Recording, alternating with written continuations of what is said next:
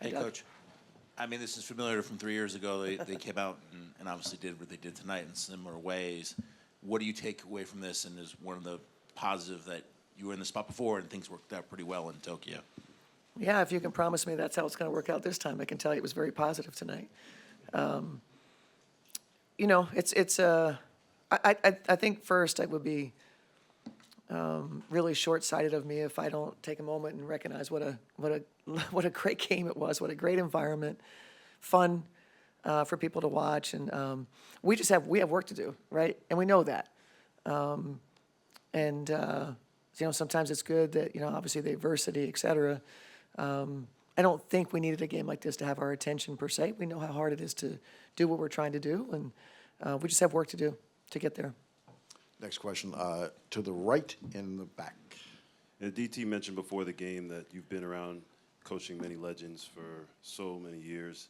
And the 1996 team was so influential in helping marketing the women's sport domestically in Atlanta Olympics. So do you think that with your team this year is in the same position to do that globally for the WNBA brand? I mean, I think it's been, you know, it's been happening, you know, prior even to this team. This momentum, this wave, you know, that we're feeling, it has been sort of this kind of journey for women's basketball to get the attention that it is, you know, getting at this point. So I think we mirror what's happening, you know, obviously in the WNBA.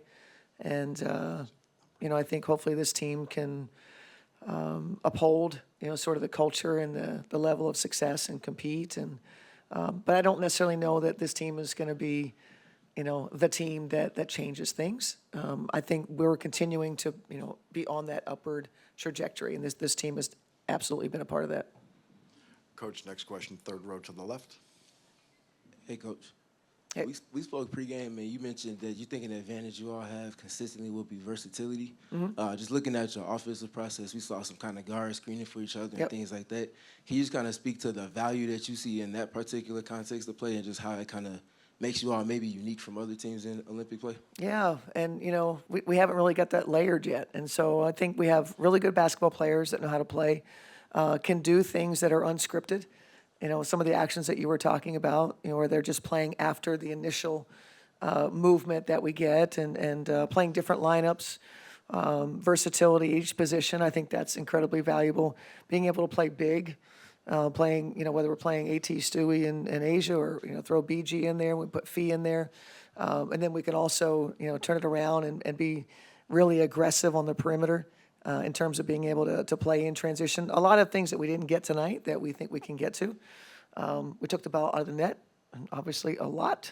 And so, you know, we didn't get to see some of those phases of the offense. But, you know, the roster, the final roster was put together for the versatility that you speak about. Coach, next question, all the way to the right in the middle. Coach, what are some things you think you learned about the team tonight in a game like this? It's hard to know just yet. I think, you know, kind of getting everybody, you know, here for the first time. We practiced a couple of times and play a game that we knew, you know, was going to be loaded with talent. And you know, we weren't good at what we were trying to get done defensively. But we also know there's really good offensive players on the other side. Sometimes we played great defense, and it didn't matter. And what did I learn about them? I don't necessarily know the answer to that just yet.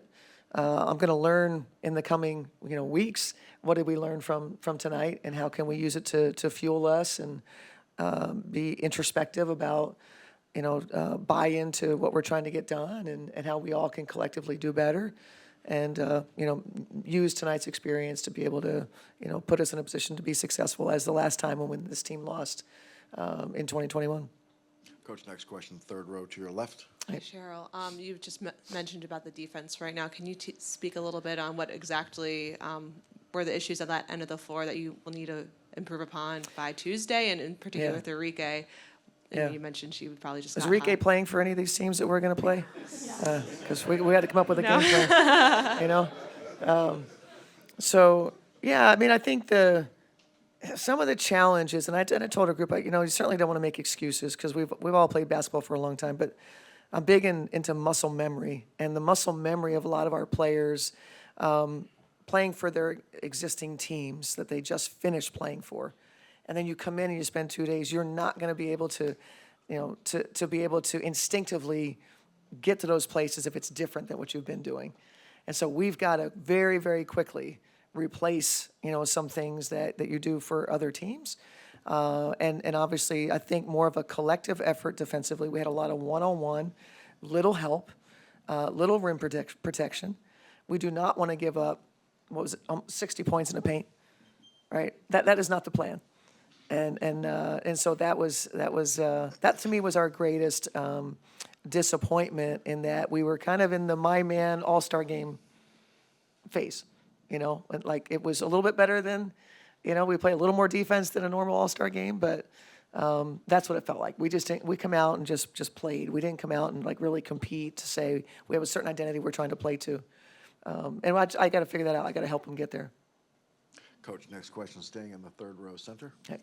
Hi, Cheryl. It was good to see Nafisa out on It the was, court. So just wondering what conversations you had, how she's feeling, and what you thought of the time that she could get out on the court. Yeah, everything that she's done, to put herself in position to be ready for us.